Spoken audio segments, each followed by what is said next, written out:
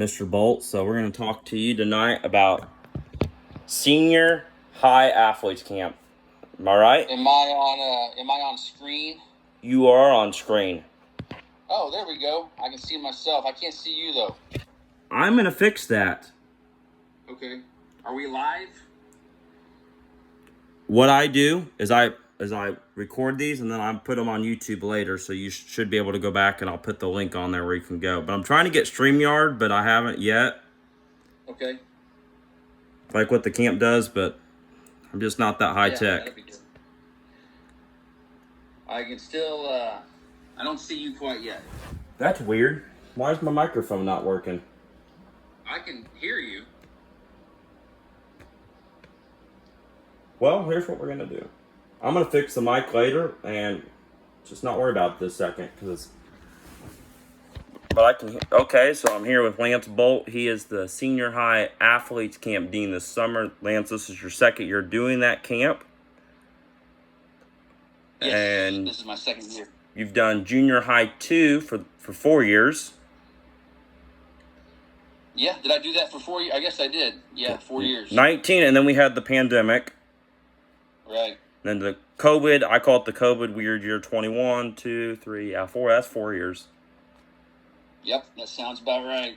And then didn't you assistant dean a couple before then too? Niners week with Shannon Bob. Yeah, I did. I think 3 years assistant Niners under Shannon Bob. So you put a lot of time in the last few years. Yeah, I have. I've enjoyed it. Tyler Mulvaney is the best, in my opinion. He's one of the best. Working with him. Yes, he is. I went to camp before. He does a great job. He does. I went to camp before he was even director, when Jim Mann and Mark Ludendauer and all them guys ran it. You're getting old. Yes. But I had you as a camper, if I remember right. The first year you deaned, you did. Was it that long ago? Okay, yeah. So probably 2016, I guess. I think it was 2019. I still have the picture in my room somewhere. I have to probably dig it out. Wasn't that long ago? It was 2019. Was that your freshman year? 8th grade year. 8th grade year. Okay. Because you did junior high. That's right. I thought I was doing Niners then. That's right. Yeah. And then 2020 we had the pandemic, but I've helped with Niners the last few years, so. Yeah. But besides that, Mr. Boldt, tell us all about yourself. Tell us all about your camp experience. Well, so I grew up at church camp. My dad, Les Boldt, worked faculty and many years, doing Athletes Week and different things, and he was dean a lot. And I grew up with him and Mark Richardson, Bruce Huff, the legends, Danny Wolford, all these different guys, Nate Schnauts, and I grew up just loving to go to Oil Belt Christian Service Camp. It was one of the highlights of my summer. When I was a kid, and I wasn't a camper, I'd run around the camp and run around in the woods and get ticks all over me and just hang out with the other kids. But eventually I became a camper myself, and it was a lot different back then. The camp looked a lot different. We didn't have the resort look that we have today. We didn't have air conditioning. We woke up in the morning with dew all over our beds, our bunks. But it was, we didn't know any better. It was a wonderful time, wonderful experience. Saw my cousin Chad, who will be a dean or will be a faculty member with me this year. Saw him get baptized there at camp. Lots of my friends got baptized there at Oil Belt. So, and of course, it's changed a lot, but it's still the same focus. Of course, the whole thing is about Jesus, and it's been fun. It's been a fun ride for me going back to when I was a kid. It's awesome. I was just there last week helping out with Pathfinders on faculty. I saw that on Facebook, yeah. And then I'm going back to help with Niners Week with Mike Nepper and John O'Schnaut. So that's going to be a really fun week. That's awesome. Yep. This is my. Hey, if you wanna help out at Athletes, we could always use the help. So. I'm not an athlete. What are you going to throw me into? I haven't got the program put together quite yet. It's almost there. I said, I'm not an athlete. What is Lance going to throw me in? It's coming. Anytime you want to, you're in. Are we VBS? I put you on the spot. But I remember But I went to junior high athletes growing up, and those were always good times. And well, yeah. So 80s and 90s, they were having regular senior high athletes, and then they combined junior and senior high there for a while. Then they got away from the high school, and I went to Tyler Mulvaney 2 years ago and just asked if we could maybe get that going again, and that's when he said he would talk to the board, and they were okay with it. So last year was kind of a trial run. It had been 15 years probably since they'd had senior high athletes, but we did it in the month of June, and we're doing it again this year in June, which kind of makes it a little bit tough because June is such a big month for school athletics. I coach many years at the high school level, and I know how important June is to school coaches. So whether it's baseball, I know June is a baseball month, but it's also a basketball month, and volleyball and different things. So I know it's tough. I get it for the high school kids to come out to Oil Belt in June, but if you talk to your coaches and you let them know what you have going on, I think a lot of them will be understanding. Some of them may not be, but a lot of them will be, and hopefully they will understand. And then like my son, he's got a couple baseball games that week, so he'll leave church camp to go back and do that. But the camp will work with these kids if they have something going on. But we'd like to get them to the camp and keep them there if at all possible. But we also know it's an important month for school sports. So everybody needs to try to help each other out and work together. That's how I see it. Yeah. So I had Jason on here, Jason Henry. He's the worship camp dean, and you guys have 2 camps running at the same week. Yes. And he just messaged me the other day. They have about 50 students.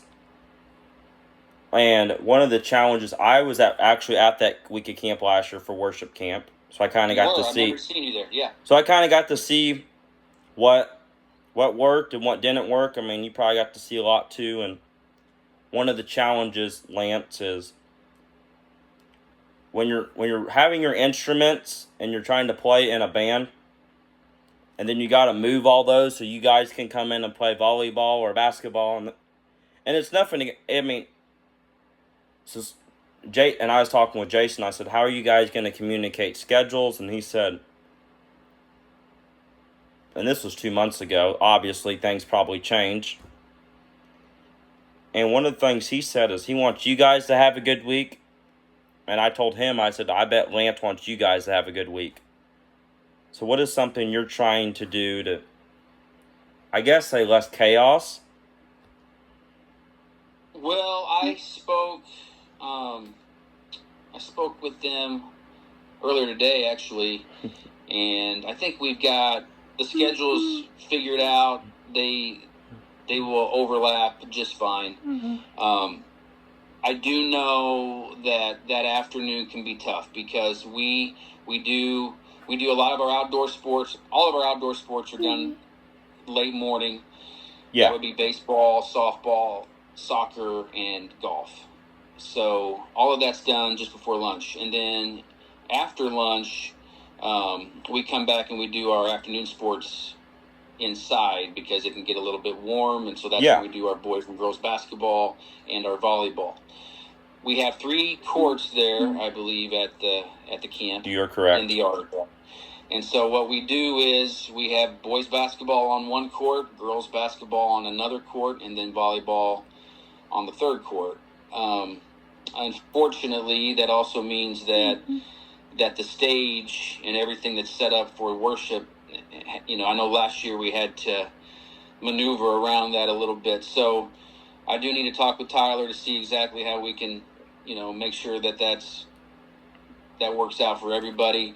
I don't think this year with worship camp that it's going to be an outside guy that brings in his instruments. I know he was a little bit worried about his instruments being on the stage when we had all these athletic events going on. I think it'll be it'll be the camp instruments. But, obviously a volleyball court's not going to go as long as a basketball court. We won't need the goals down on that particular third court for volleyball, but We'll have to figure out something. There's no question about that. We'll have to figure out something. And if we have to, depending on the numbers, put girls and boys basketball together and do drills together, and then maybe use a side goal on that third court, we'll have to do that. Whatever we have to do to make things work for the worship team and the worship group. So, how many do you have right now, Lance? How many do you have? Tyler, I was over there Monday working with serving lunch and supper with our church. And when I talked to Tyler on Monday, he said I think it was like 38 or 39, which means we'll probably end up with 55 or 60, which is about where we were at a year ago. So between the two groups, the 2 weeks of camp going simultaneously, we're probably going to be around 110, 120, which is perfect. But again, I want to make sure we don't want to do anything that's going to mess up what worship camp has got going on in the Ark. Worship camp is. But other than that, I mean, our schedules overlap perfectly. Morning, afternoon, and evening, so there won't be any issues. Other than just trying to make sure the Ark is all, working out in the afternoon. I'll speak with this for some other camps I do is I was on the Genesis side as a camper for probably 4 or 5 years. And then this year I was asked to be faculty for Pathfinder. Well, they run the same week. And every year we would step on each other's toes. And then Tim Davis stepped down because he was getting a little older, and Ben Farley and Penny Arnold ran the week together. And I'll tell you what, this year, they stayed over in the Ark, we stayed in the chapel, and they left us alone. And that's what's going to happen with us. We'll be in the chapel in the morning when we have our missions and our worship time, our music time. When you guys are doing other things, we'll be in the chapel for Vespers. You guys will be in the Ark for Vespers. We worked out our social hour to where we'll be in different places. You guys will start breakfast, lunch, and dinner at 6. We'll come in at 6:10, so that way you guys have gotten through the line, and you guys are already seated. So I'm telling you, our swim time will work out perfect. Our canteen times will work out perfect. So from a schedule standpoint, it can't be any better. And I thought last year it might have been a little chaotic just because we had never done it before. But I thought by the end of the week it was going. Actually, last year we had 3 camps going at the same time there for a while. So, but I'm really excited. I don't think there'll be any issues. Yeah. So with the schedule. I actually aged out as a camper, so now I'm helping on the faculty, so that's been pretty fun. So, would you tell us, Lance, you probably don't have all the faculty lined up, but can you tell us, who's some of the people are going to be on your faculty? Obviously, I know you serve as one of the locals at one of our local churches, which is Little Grove, which is, where is it, between Mount Vernon and Centralia? It's located exactly between Mount Vernon, Centralia, and Salem, so... Yeah, we have people from all 3 communities in Woodlawn, Wayne City, Patoka, Odin. So we get people from all around. But yeah, we're in that northern Jefferson County, out in the middle of a cornfield area of the world. So, would you tell us some people that are going to be on your faculty? Obviously. Yeah. So Bob Beckman, when you say obviously, I figured you meant Bob Beckman because he's been my right-hand guy now for quite a while. But he'll be the assistant dean. Sean and Kim Splector, they are our missions people, through Feed the Crave. They obviously Costa Rica, Russia, India. Sean's all over the world and does a great job with that. So he's back again.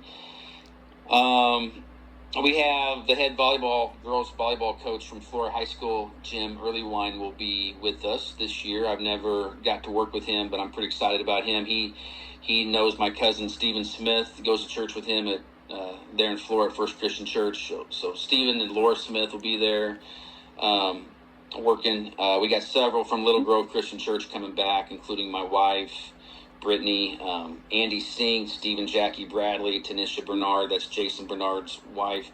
Jason's dad pitched for the Milwaukee Brewers, Dwight Bernard, Bart Little, Colton Hill, Brianna George, She's been coaching now for a few years, but we got several from our church who'll be there.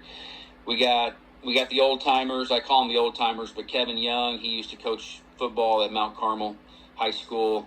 He'll be there. Ralph Neighbors is just a close friend of mine who I just like Ralph, and I like his energy.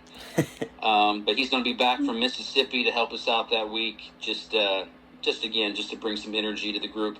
We got a lot of young people from Salem. Levi Bopp, of course, you know Levi. That's Shannon's boy. Oh, yeah. He'll be there. I'm really excited about that. Trayton Simcox, Stephen Mulvaney, Lydia Smith, Evelyn Rose. Just a lot of Salem people. Madison Splector, McKaylee Splector.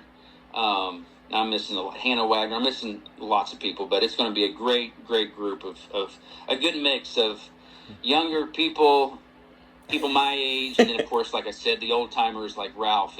But he probably brings more energy than anybody. So you can't put an age on Ralph. He's just he's always full of something. I don't know what it is, but he brings a lot of energy.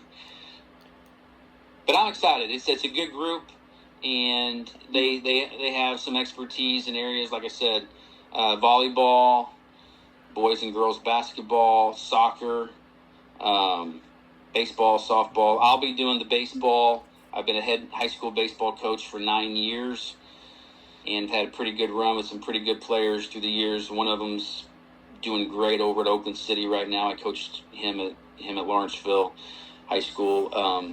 And then, I'll be doing boys basketball as well. I've coached 14 years at the high school level in basketball, including several years at Mount Vernon High School. Yes.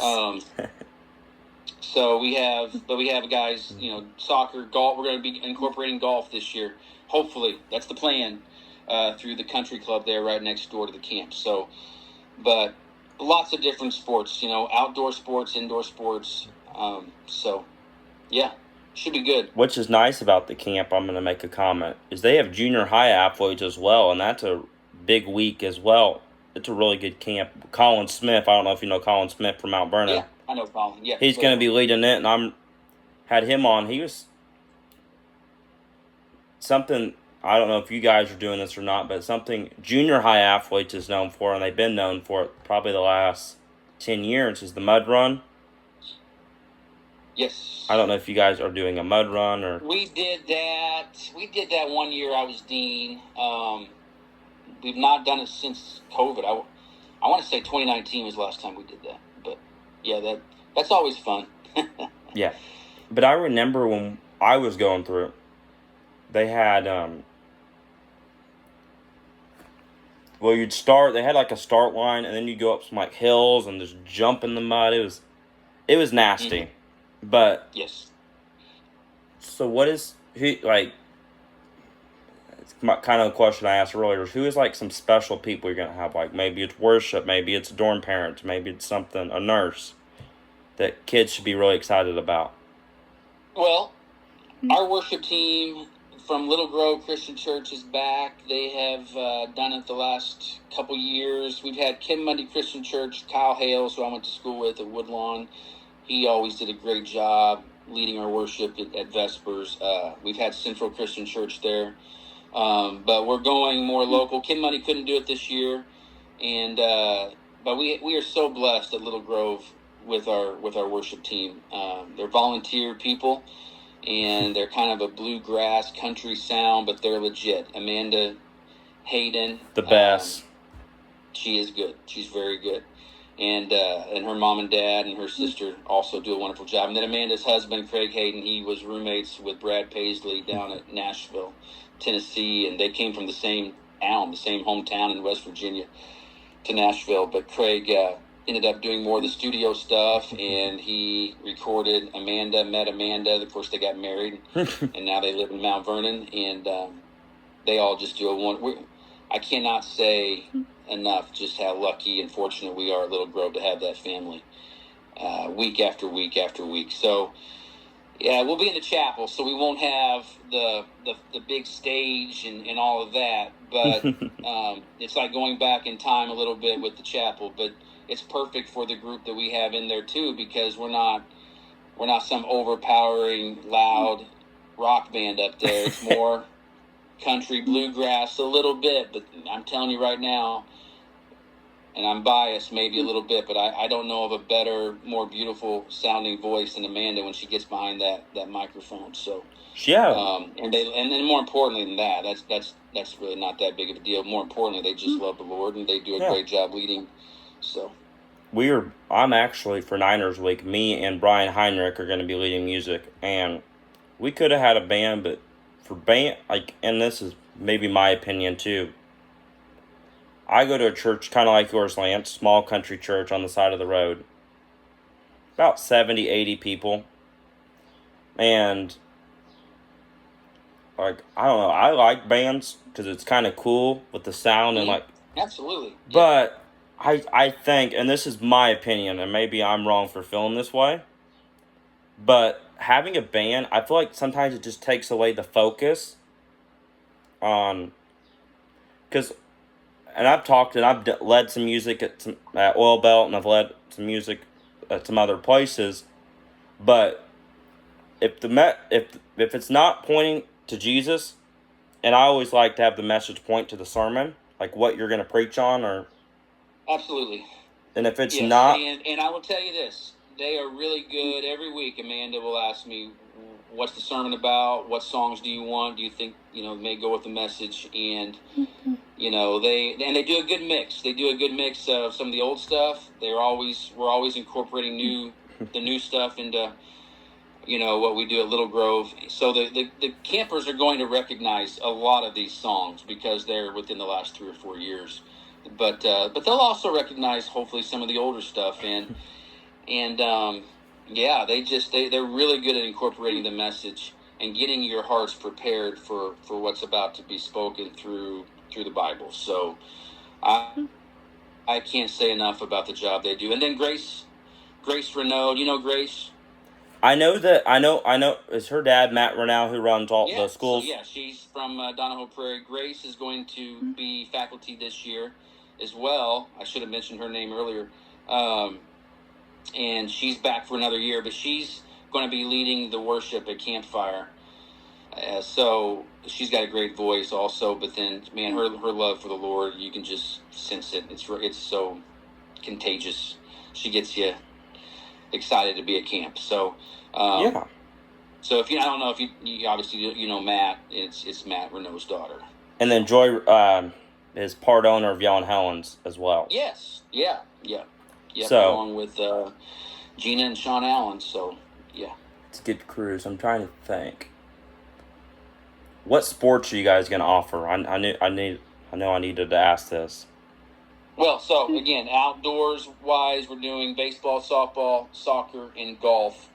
And then in the Arc, we'll do boys and girls basketball and then volleyball. If you're doing golf, you probably need to bring your clubs.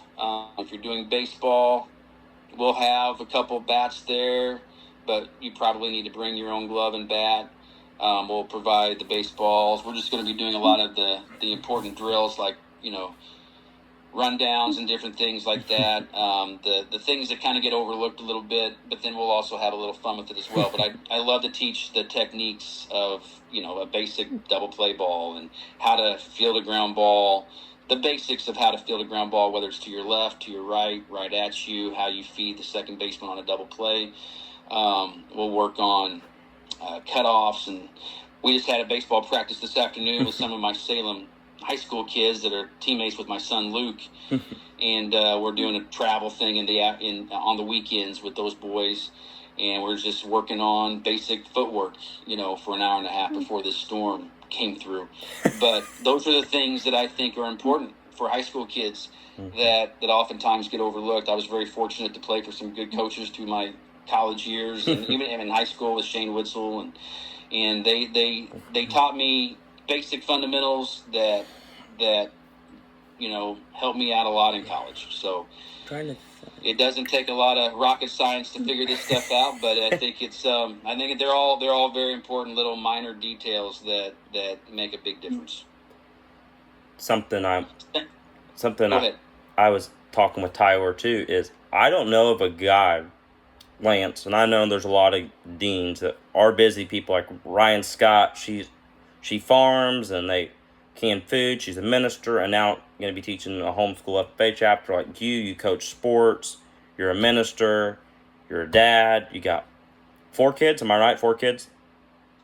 I have 3 kids, but then I'm also a principal at Centralia Junior High School. So that now today was my last day for the summer. I have the next 7 or 8 weeks off, which is awesome. But so I can devote a little bit more time to like church camp and different things. But yeah, I mean, I've coached a lot of different things at the high school level through the years, and I've coached with a lot of great coaches who know a lot and taught me a lot. So, and so I just try to give that back to the next generation of young people. So, like, you're a busy guy and you make time to come to camp. I mean, obviously, I'm a busy guy. Some other of our deans are a busy guy. What makes Lance Boldt, maybe you can talk to the parents here, that say, I want to give a week of church camp? Like, because, like, you're a busy guy. You coach baseball, you're a principal, you're a local pastor. And kids say, I'm too busy to go to camp. What would you tell those kids? Well, I don't understand. Things have changed a lot since I was growing up, way back in the 1900s, okay? So, obviously, I'm getting up there now. No. I grew up in a time when there weren't cell phones and travel ball didn't really exist. We had our Little League and we had our All-Stars, and we went out and played a few games, and we played a lot of ball in the backyard, but it just seemed like back then people made time for camp a little bit more, and it's a different world now, and I know everybody's busy. But you won't regret sending your son or daughter to camp because they're going to learn the Bible. Mm-hmm. They're going to learn a few things about sports, and they're going to be very busy. I keep our basketball players last year. I mean, I ran it like we ran Ram Camp at Mount Vernon. I mean, it was a lot of the same things that Coach Creel would do, and they were worn out. After the first day, they were absolutely worn out. But those things are so important. And a lot of these kids don't get that kind of stuff, even at their local high schools. They really, truly don't get what the things that I'm going to be teaching in basketball. And I'm not saying that I have all the answers. I've just learned from some really good coaches. And Coach Creel is one of the best to ever coach in this area of the state. So I just take the things that I've learned and I give it to them. But they're going to get Bible. They're going to get Jesus. They're going to get a few pointers in volleyball, golf, soccer, baseball, softball, basketball. And they're going to make some friends that they've never met these people before. And maybe they'll become lifelong friends. There's just so much you can take from this. We're going to be studying the book of Daniel this week of camp. I'm going to be preaching. Bob and I will be preaching through the book of Daniel, and then our classes will be focused on what the messages, were kind of all about. But, when you study Daniel and you look at those young teenage boys like Daniel and Shadrach, Meshach, and Abednego who left Jerusalem, they were forced to go to the University of Babylon, 900 miles away, where they were being brainwashed and re-educated and reprogrammed, and they stood true to their faith. They stood on their morals. They stood on their values, and by the way, in Daniel chapter 1, the physical part of their life was important. What they ate was important, but it all centered around their spiritual goals as well, and that set the tone for the rest of the book. We're going to look at Daniel 1. We're going to look at Daniel 3, the story of Shadrach, Meshach, and Abednego in the fiery furnace. We're going to take a look at Daniel 5 and the handwriting on the wall and the end of the Babylonian Empire and how Daniel stood up to these people and did the right thing constantly over and over again. He wasn't a perfect person. He made mistakes. Mm-hmm. But through his life, we're gonna look at Daniel chapter 6 and the story of the lion's den. We're going to look at Daniel 9 when he got older. He was in his 80s, possibly close to 90 years of age. And when it was all said and done, at his time at the University of Babylon, he did the right thing, and it was all because he was rooted in biblical values back in Jerusalem as a young Hebrew boy. And I think 1 week at church camp can do wonders for these kids as they head back to their school. And I'm going to be honest with you. I'm a public school guy. I've been in public education for 22 years, going on 23. And there are some things in the state of Illinois that I'll just be honest with you, they rub me the wrong way a little bit about what we do in public education. And I don't want to get into politics or any of that stuff. Yeah. But I can tell you that from a standpoint of a Christian, it's so important that we as moms and dads send our kids to camp and get some Bible, get some Jesus. And hey, there's nothing wrong with sports, by the way. I don't think God ever said, well, sports are bad. I think it's a great thing. You read through the Bible, the physical is very important to the spiritual. I mean, they work together.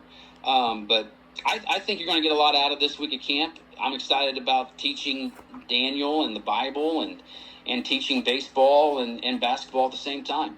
And hopefully when your kid's done, they will be worn out, but they will be from a physical standpoint, they might be worn out, but they're also going to be rejuvenated and go back to school, excited to stand up for what the Word of God is all about. That's my goal for this year. Lance, you brought up a great point. I helped last year at a week of camp. It was with Mike Nepper. I don't know if you know Mike Nepper at all. Very well, yeah. And something last year, we go into the meeting and Mike says, we have 23 people who don't know who Jesus is. Because you know how you can go down the list and see the kids, and he said, this is our opportunity this week to point them to Jesus. He said, this is some of these kids, this is the only Jesus they get in a year. And we're going through the week, and it's probably Thursday night, 16 high schoolers, which are ninth graders, made the decision at camp to follow Jesus. And 3 actually went home to do it, so... Yeah, that's all. That's great. Which is wonderful. Which is mind-blowing, but... Yeah. And something that I really liked last year is Grant Green came from Salem. I don't know if you know Grant Green from Salem. He brought a canine dog and taught the kids, this is what's going to happen if you do drugs or alcohol or make bad choices or follow the wrong crowd and his buddy was an SRO for Salem High School. I can't think of the guy's name. Maybe retired. I don't know. It's been a year. I've slept since then. But he came and told the kids, I've been in the public school system 15, 20, maybe 30 years. I forget what he said. But he told the kids, he said, hey, you're going on a new journey, but it doesn't have to be painful. And something with this summer with our theme was Ecclesia. They're going to get a lot of what the church means. I've done camps with you, Lance. I've done camps with your dad, Les Boldt. And then your brother, Nathan. I'm trying to think. Ryan, it may have been the beginning years of Genesis Week, he would always come down and preach. So your family's put a lot of time into camp. Like your dad, Dean, your dad's... Well, yeah, like I said, it's a big part of our summer. I mean, my childhood, you could just count on going to a couple weeks of church camp. Whether it was Athletes Week or Junior High Week or Juniors Week. There was just a big Deeper part life. Of who we were. The Schnauzes, the Boldts, Ryan, Bill Cox. I remember watching Bill Cox walk into the chapel, and there was little Ryan Cox right behind him. They're both holding their Bibles in their hands, walking the same way, holding their Bibles the same way. And now Ryan's leading the whole week of camp with Genesis. I know, or he used to. I don't know if he's still doing it, but yeah, he's doing. Ben Farley is the dean of it, but he's doing all the speaking. Okay. Him and Matt are so. Yeah, I mean, I just remember those days, and it's so cool as a kid. You remember your mind seriously can remember these dads with their kids right behind them, and now the kids are leading the camp, and it's come full circle. So I got 2 more questions before we wrap up. Do you have any good camp memories? I'll share one after you, but do you have any good camp memories that you could share?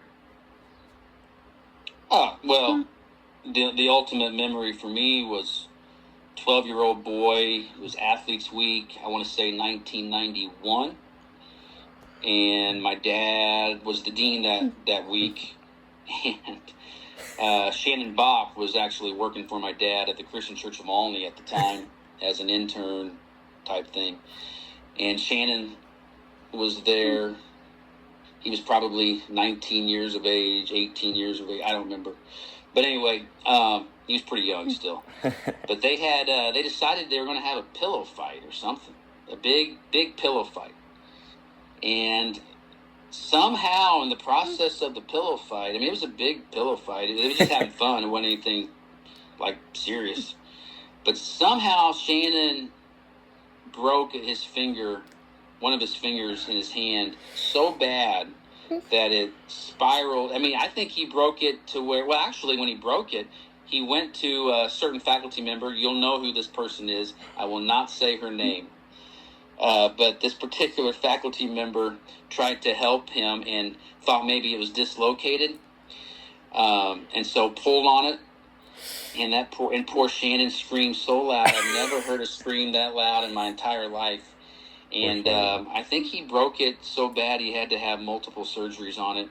But from that moment on, I have learned that, I think it's been a rule at the camp: no pillow fights. That was close to 30 some years ago, 34 years ago. So no, that was a memory I have. Of course, that's a bad memory in some ways because a kid broke his finger. So again, we've learned a lot through the years of what not to do from our parents, and none of those things will ever happen with us in charge, us kids in charge now. But that was a memory I had. I remember, honestly, some of my favorite memories are the different nights after campfire. I'll never forget this. We had a faculty member who said, "Hey, let's just go out. You just lay on the concrete there," and we all just laid out on the concrete after campfire, and we just looked up at the stars and just saw the unbelievable universe that our God put together. And just, you don't ever just look up at the stars late at night. You just don't ever have time to do that because you're busy, you're in your house. But when you're at church camp out there at Flora, Illinois, west of Flora, you can see the sky so crystal clear if there are no clouds, and you look up at all those hundreds of thousands of stars and just see God's creation. That to me was one of the coolest things as a kid, and we try to incorporate that a little bit into our week of camp. After campfire one night, we'll have the different groups go out and just look up at the stars for 5, 10, 15 minutes. And then, I think that's a great way to end the day. I'll share a couple of mine. Let's see here. Well, is music camp 2018. And this was Bill Cox's last year being the dean of that camp. And your dad, Les Boldt, was the preacher. They used to have something, I don't know if you remember this, called Preacher Boys. Yes, I remember that, yeah. So I thought maybe I wanted to, so I took your dad's class, and I was a crazy junior hire. And I think it was Monday. And your dad's always been a guy he's good to give ideas. He said maybe that'll be good for a sermon, and I remember wanting to do all these ideas, and Les was like, I preached for 4 or 5 decades, and he's kind of like, and I asked Les, I was like, I don't know what to preach on. Do you have anything to preach on? And he was telling me Matthew 28, which is the Great Commission, when Jesus died and gave his last words to the people that were there. He said that would be a great message. I remember, I think it was, my memory serves me well, I think it was a 3 to 5 minute sermon. And your dad was one of the first people to teach me and the other 2 or 3 boys that you can how to write a sermon, how to deliver a sermon, how to tell sermon to different age groups and demographics, how to, like, all the things that go into like writing a sermon. And I'll tell you what, I probably got more out of your dad, and I'm not saying this in a bad way, than probably anybody at camp. Because what he did was he showed us as a young age, if you want to teach, these are the things you got to incorporate. Yeah. Well, I'll be honest. I did not go to Bible college. And here I am. I've been preaching at Little Grove for 25 years. But I did grow up in a house with a dad that was a great preacher, speaker, and all that. But he was also, obviously, more importantly, a great man who he just lived. He lived what he preached. But I was very fortunate to grow up that way. And then when I first started preaching, I kind of had a little bit of, I tried to emulate my dad, which eventually what happens is you just take on your own style. Everybody, you become who you are. And I'm not my dad, but I've had people say, I can see a little bit of your dad in you, but I'm not. But he has a way of teaching, but at the same time, he's also preaching. And he puts it all together. He has great stories and illustrations, and he, I grew up in a household where, like I said, I listened to him preach on Sunday morning, but then he lived it Monday through Saturday. So I was very fortunate. And I spoke to a preacher a few years ago he preaches at one of the biggest churches in North America. And every preacher has their 2 or 3 favorite preachers. I don't care who you are, but we all have different people we love to listen to. And I asked him, who do you listen to? Who's your favorite preacher you listen to? And he said, to be honest with you. And I said, yeah, I want to know. Who do you? He said, and I was ready for him to give all these famous names that are nationwide. And he said, your dad. I listen to your dad every week, and I get more out of him than anybody. And so I thought that was kind of interesting. But I grew up with a dad that went all over the Midwest, and at some points all over the country preaching revivals, and I got to go with them. And I'm very fortunate. I'm a lucky man. So... very fortunate. I'll tell one more story before I ask you our last question is. I need to share a faculty story. So last year I'll share one from this past week. I've done a lot of high school weeks and some junior highs as well, but I've done Niners. I've helped with Footprints number 2. I've helped with Special Needs Camp, and then with Pathfinder. So I guess that's my range. But I went, and I had no idea what I was doing. So I talked to some people at church. Well, we had a boy, I won't name any campers, who did not want to be at camp whatsoever. So I'm like, so it's me. So Jesse Brinkley talks to him. I see him crying over in the corner. I'm walking to the dorm. Because Ryan Scott, I don't know if you know Ryan Scott or Dustin Leake. They said, hey, would you go and check the dorms to make sure all the boys are out? So I run over there. I go and check the dorms. And I see this boy crying. Well, I didn't want all the... like when a kid's crying, you don't want all the kids around that kid. So I said, okay. Because I've done a little bit of faculty, so I knew kind of how to handle like kids who are homesick or who are misbehaving, so I said, okay, we're gonna go talk with Jesse Brinkley, and so I went and talked to Jesse Brinkley and Dustin Leake, and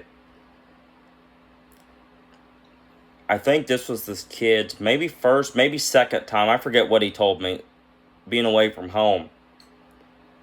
And I went and talked to a small group leader, and I said, hey, I was like, what if we could get him like a boy on this team?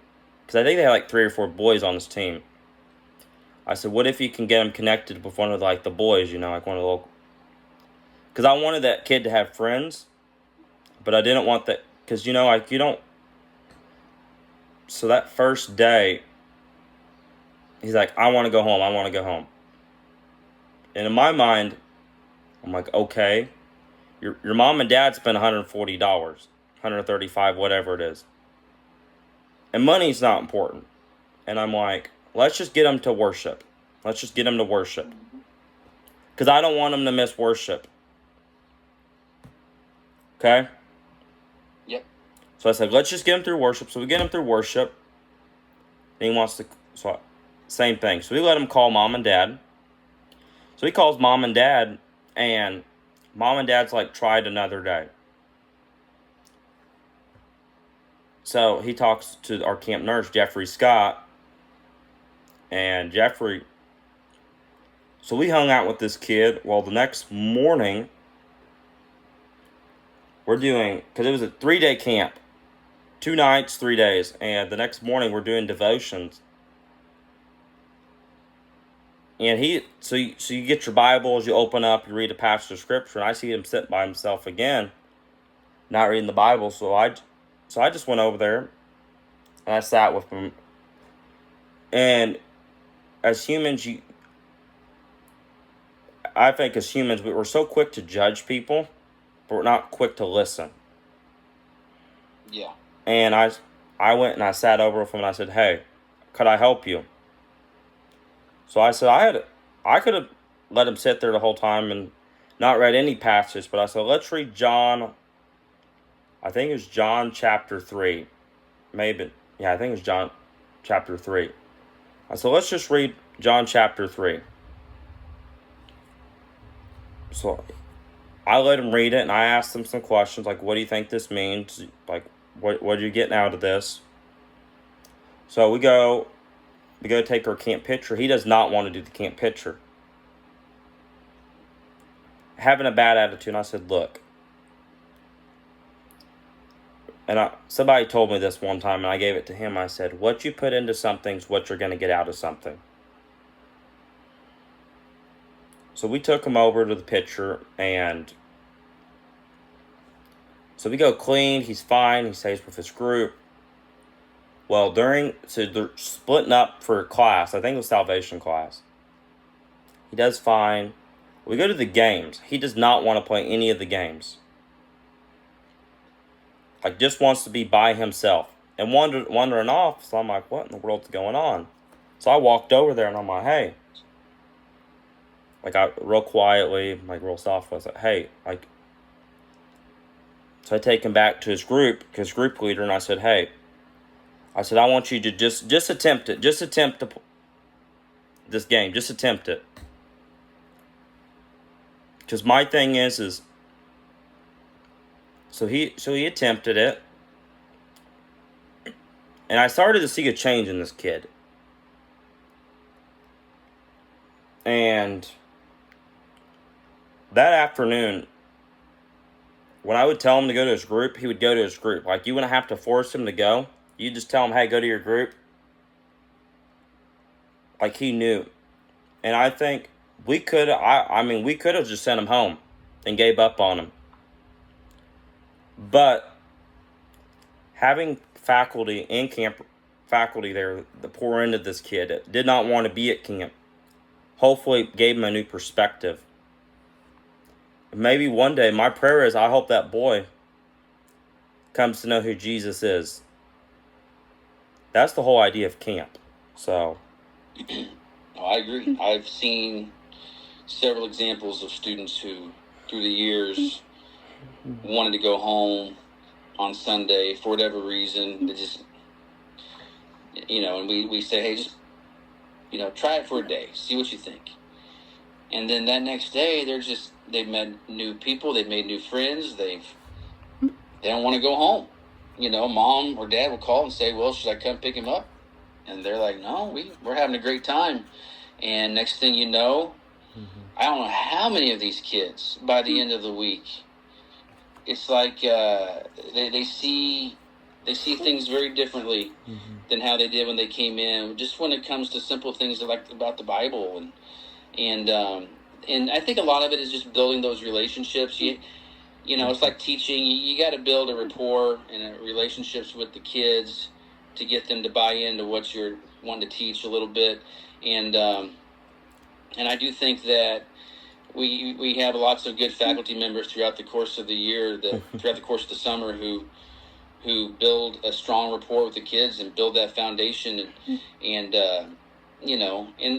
I don't feel like our faculty members try to come in acting like they're all perfect and they have all the answers. We don't all have all the answers. We don't, and I don't have all the answers either.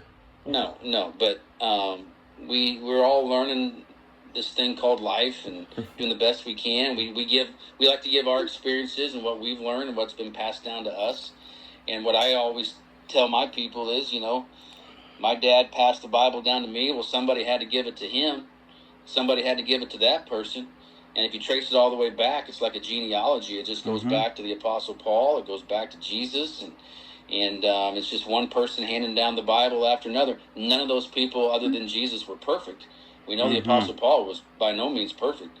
But he might have been the greatest preacher who ever lived other than Jesus himself. So we're trying to do the best we can. Learn from our mistakes and be people who are strong, faithful people who live by grace, and that's all we can do.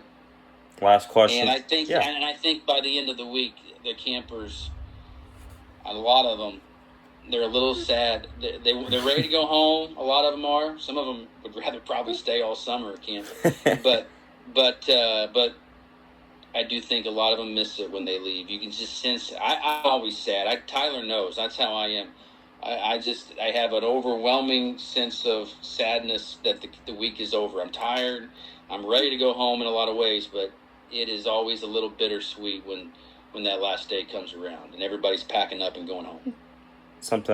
Last question I want to ask you is there anything you want to say, Lance, to wrap up your camp? Like, hey, this is something to look forward to, or hey, like, be ready, or anything, or?